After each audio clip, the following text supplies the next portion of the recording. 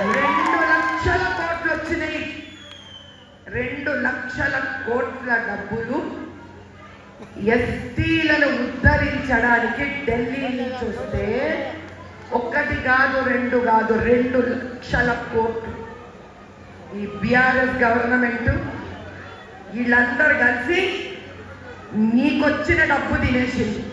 అది గుర్తుపెట్టుకోండి. ఫస్ట్ ఇలా గోరీ అంతే కానీ మీకు హక్కు ఉన్న డబ్బు ఇక్కడికి రాదు.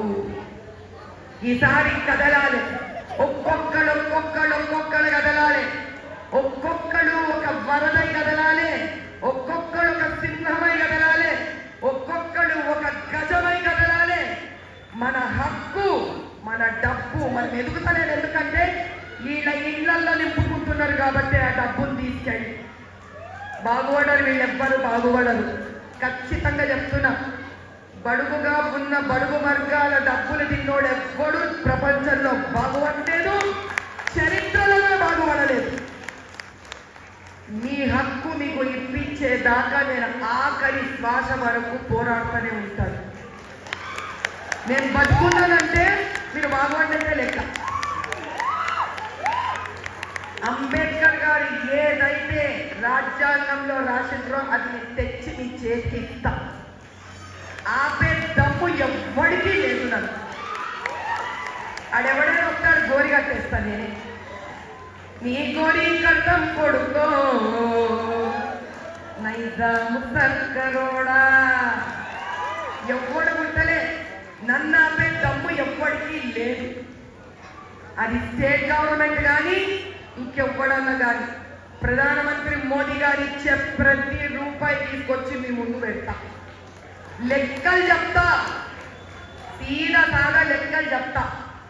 నేను వచ్చిందే మిమ్మల్ని అందరినీ ఉద్ధరించడానికి. నాకు జీవితంలో వేరే పని లేదు. అర్థమైందా? అట్లా మీ జీవితాలు ఎట్లుండాలంటే వెనక తిరిగి చూసుకునేటట్టు ఉండద్దు. ఏ లెవెల్ అవ్వాలంటే మీకు ఇంకా మనకి ఎందుకయా రిజర్వేషన్స్ మేము మస్తు వస్తున్నాం అనగలగాలి. మీరు అట్టు తీసుకొస్తా మీకు. అది జీవితంలో ఎదగడం అంటే ఏది తెలుసా? వద్దబ్బా అది పాప ఇంకెవరికైనా ఇచ్చేసేయండి, ఇంకెవరైనా బీదోళ్ళకి ఇవ్వండి అనే పరిస్థితికి రావాలా మీరు. 75 ఏళ్ళైంది స్వాతంత్రం వచ్చి, ఇంకా అట్లనే ఉన్నాయి జీవితాలు. 5 ఏళ్ళు చాలు నాకు మార్చని. 5 ఏళ్ళు చాలు నాకు. 5 ఏళ్ళు కమలంకు గుర్తుకు వేచి నన్ను గెలిపించుకోండి. నాకు శక్తిని ఇవ్వండి. నేనే మీరు, మీరే నేను. మీరందరూ ఎంపీలే. ఒక్కొక్క రూపాయి ఈడ కాంగ్రెస్ ఇవ్వకుంటే కూడా ఏ చేసి ఇప్పిస్తాం మీకు డబ్బు. ఇంకా ఊరుకోనేది లేదు. ప్రధానమంత్రి గారు నన్ను ఎందుకు పంపించిందో తెలుసా? మోదీ గారు ఇన్నేళ్ల మీ హక్కు ఏదైతే ఇవ్వకుండా ఇక్కడ ఉన్నోడు మోతుబరులకు దారేది కదా, వాళ్ళని పరిగెత్తించి కొవ్వు కలిగి తిరిగి పంపించున్నాను. నేను మీతో ఉన్నా, మీ పిల్లలతో ఉన్నా, మీ భవిష్యత్తుతో నేనున్నా. నేను నిలబెడతా. ఏ అన్యాయం జరిగినా అది నన్ను దూసుకొని వెళ్ళాలి ఈ దానికి. అర్థమైందా? ఈసారి తిరుగు లేదు.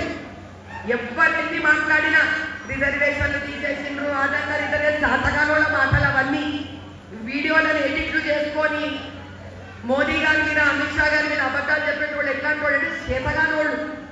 చేతైనోళ్ళు అయితే ఇప్పటికీ దళిత బంధు ఎన్ని చేసినా అన్ని ఇవ్వాల్సిందే. ఏమి ఇవ్వలే వీళ్ళకి ఒక్కటే పని. వస్తే అప్పుడు బికారోళ్ళలా వస్తారు, పోయేటప్పుడు మహారాజు లెక్క పోతారు. వీళ్ళందరూ ఎవరికి తెలియదు, వీళ్ళకి ఎవ్వరికి తెలియదు, అందరికీ తెలుసు. అర్థమైందా? మీకు ఒక్కటే మాట చెప్తున్నా, మీ కన్నీళ్ళు నా కన్నీళ్ళు, మీ ఆనందం నా ఆనందం. నా ఇంటి పిల్లలు ఎట్లా ఎదిగిండ్రో నా సొంతంగా కష్టంగా మీ పిల్లలు అట్లనే ఎదగాలి, పెద్ద పెద్ద ఉద్యోగాలలో కూర్చోవాలి. వాళ్ళు మహారాజులాగా ఉంటే నేను సంతోషిస్తాను, మీరు సంతోషిస్తారు.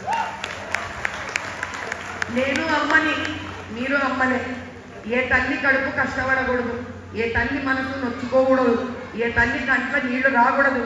హిందూ ధర్మంలో ఆడబిడ్డ కళ్ళ నీళ్లు భూమి మీద పడితే నాశనం అవుతుంది ఆ స్థానం. కాబట్టి నీ కంటి నీళ్ల విలువేందో నాకు తెలుసు. రోజు అమ్మోరు తల్లికి పూజ చేసే నాకు బ్రహ్మాండంగా తెలుసు. కాబట్టి నేను ఎవరో మీకు ఎక్కువ చెప్పే అవసరమే లేదు.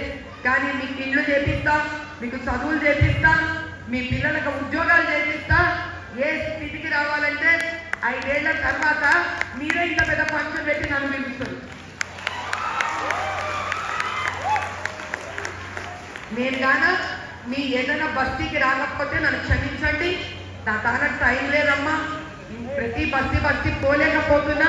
కానీ మీరందరూ నా మనసులో ఉన్నారు, నేను మీ మనసులో ఉన్నాను. ఇది నాకు తెలుసు. అవునా కదా? నేను జయ బోలో భారత్ మాత అంటే మీ సౌండ్ ఎక్కించాలంటే నరేంద్ర మోదీ గారి దగ్గర పోవాలి. జయ బోలో భారత్ మాతాకి, జయ బోలో భారత్ మాతాకి, జయ బోలో భారత్ మాతాకి. శభాష్. అయిపోయా. మా ఎస్టీ అన్నదమ్ములు అక్క చెల్లెలందరూ నాతో ఉన్నారు. నేను బిందాస్గా పోతా, హ్యాపీగా అనుకుంటా. నాకు ఆలోచననే లేదు. ఒక్కటే గుర్తుపెట్టుకోండి, ఒక్కటే గుర్తుపెట్టుకోండి. ఒక్కొక్కరు ఒక్కొక్క శక్తి ఇక్కడ, ఒక్కొక్క పిల్లగాడు ఒక్కొక్క శివరూపం ఇక్కడ.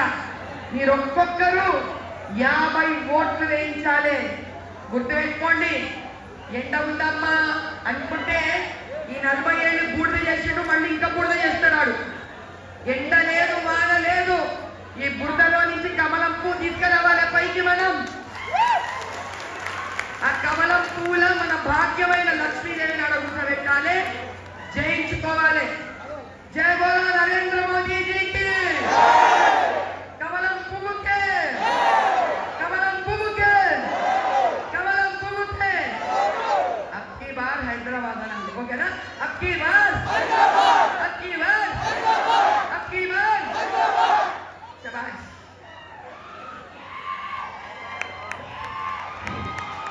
గిరిజన మోర్చా రాష్ట్ర అధ్యక్షులు కళ్యాణ్ నాయక్ గారు సన్మానం చేస్తున్నారు. అదేవిధంగా జిల్లా అధ్యక్షులు గోపీనాయక్ గారు కూడా మేడం గారికి సన్మానం చేయాల్సింది.